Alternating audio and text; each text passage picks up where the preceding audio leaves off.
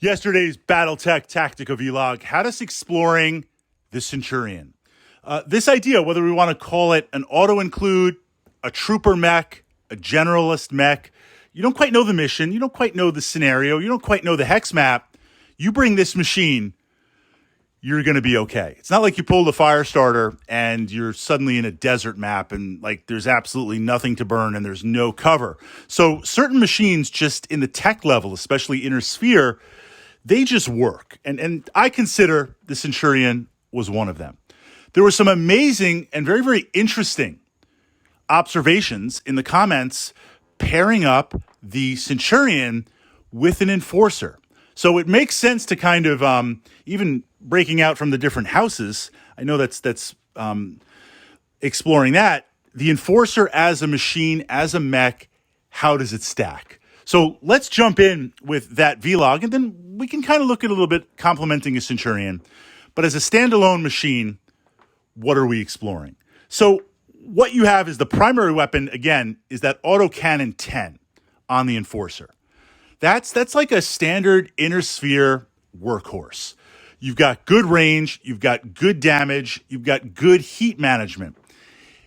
In pushing that out, you do have ammo, depending, and that's kind of a vulnerability in that now that as we move up into medium, heavy, and assault mechs, ammo becomes a little bit of a warning, a little bit of a liability, because you could take that hit to ammo and have your machine blow up. Where in my experience, light mechs that have ammo, I'm not really worried about hitting the ammo bin, because if I take 2 PPC shots, you're going to blow off my torso, you're going to blow me apart, blow my leg off, damage transfer diagram. It's not going to last. But as you move into the mediums, especially the medium tonnage, you've got a little bit of bite on there. So yes, there is a difference between mounting a PPC or, Phoenix Hawk does have ammo too. A primary weapon that is ammo-based versus energy, there is some liability in there. You are having to deal with potential ammo hits. Ammunition, okay, look, that's, in my opinion, that's hit or miss. Are we talking about a competitive game of Battletech, almost a tournament? Are we talking about a one-off battle, or are we talking about a campaign? One-off games, I'm not really worried about ammo. It's very rare that things have run dry. Campaign, where I might be in a battle and then stuck with no reinforcements and no ammo, that could be potentially a challenge. But pushing that aside, the enforcer's got that autocannon 10. That is solid. You could use alternate ammunition as opposed to just solid. That's outside of the scope of the core rules. So I will utilize that if we agree to play with it, but I'm not going to count on that as core. But an autocannon 10 is a great place to start and lays down some interesting firepower. Now, we need something to complement that. And in the other arm, you've got a large laser. If I compare this to the Centurion, the Centurion's pattern of firepower is to blast with that autocannon 10 and complement with the long-range missile 10-pack. The Enforcer's complementing weapon is that large laser. Does a little bit less damage, but you don't have ammo, and you get to fire it out.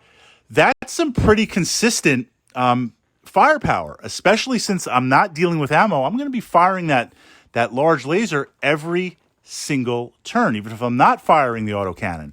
If I can get to medium range, that's a little bit more guaranteed damage than the Centurion. I'm not saying that's good or bad. What I mean by that is the Centurion with that long-range 10-pack, or if we look at, say, another mech, another classic medium, like the Griffin, you've got that PPC. That PPC is 10, 10, 10, 10. But then you've got the 10 points of damage. Then you've got that long-range missile 10-pack. If I roll legendary, you're going to be sad face. If I don't roll legendary, you're going to be like, all right, I could absorb that. A medium laser is the consistent damage. So you've, like, this Enforcer should have been more like the Gunslinger. You've got 2 pretty solid inner sphere weapons in either arm, and you've got the ammo to support it, and you've got the energy to support it, and you're going to be pushing out. Close-up work, you've got the small laser.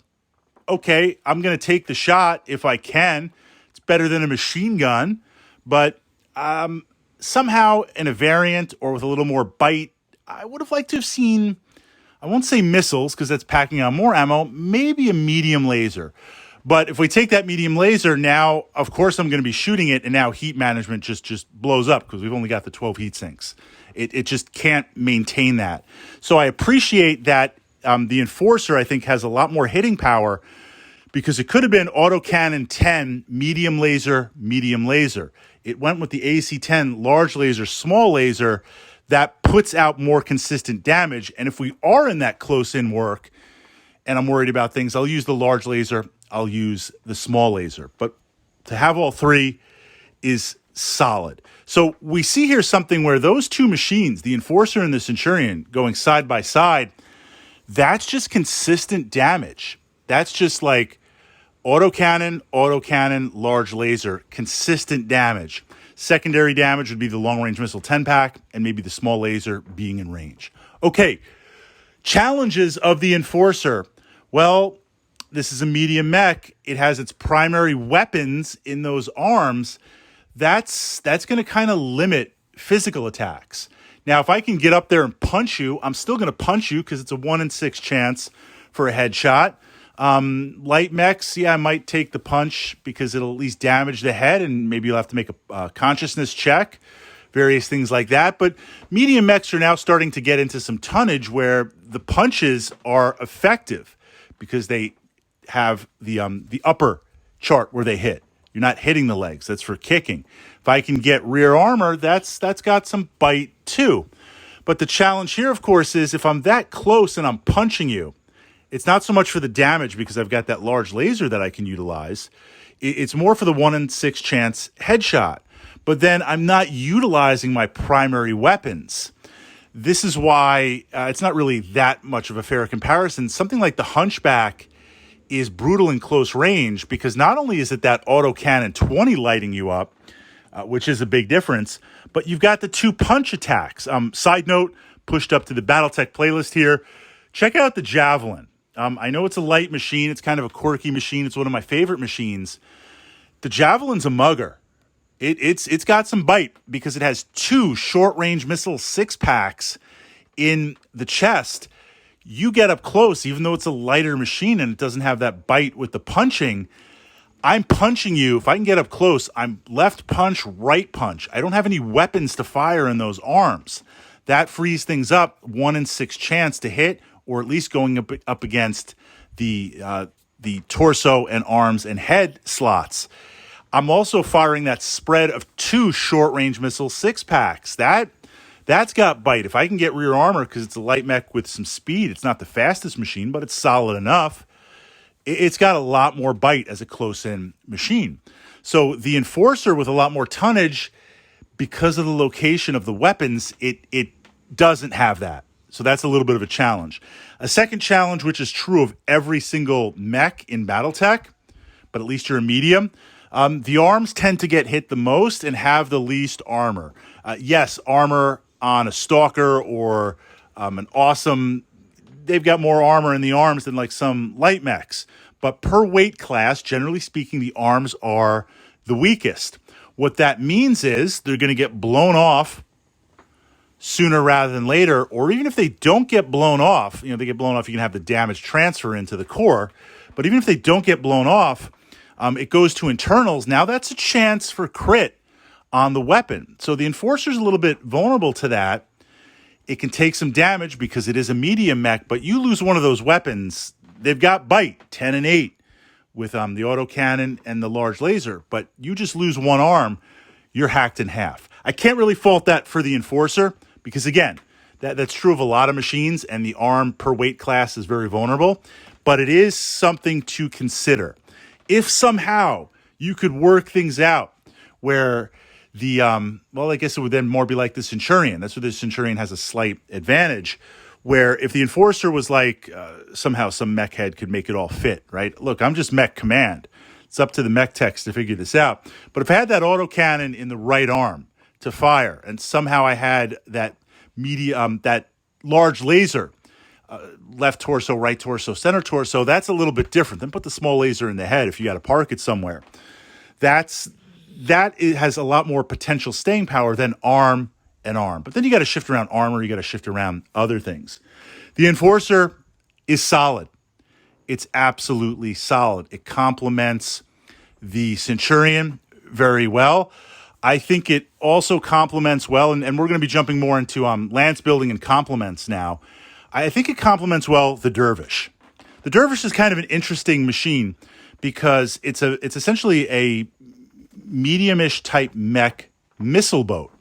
So it's kind of like if you like random and you're shooting off those missiles, let's say you got range is medium range and you've cut down your modifiers, you're doing the best you can, it's still missiles. So you roll legendary for the tonnage and battle value, you're like, yeah, this mech is killing it. But you roll not so legendary with the spread on the missiles, then it's not as effective. So what you bring generally, if I'm going to take something like a medium missile boat and or maybe a quick draw too, if I'm going to take a dedicated missile boat or a semi-dedicated missile boat and park that in a lance as medium mechs, I'd like to have a lance mate that can hang out in the lance or hang out with that missile boat or semi-dedicated missile boat just to add some guaranteed dice, potential guaranteed dice every turn. And that, in my opinion, is where the Enforcer works. You count on that autocannon 10. Look, you got to hit, but count on that 10. You count on that large laser. You count on that small laser. That complements well not only with the machine itself, but with a lot of other potential lance mates.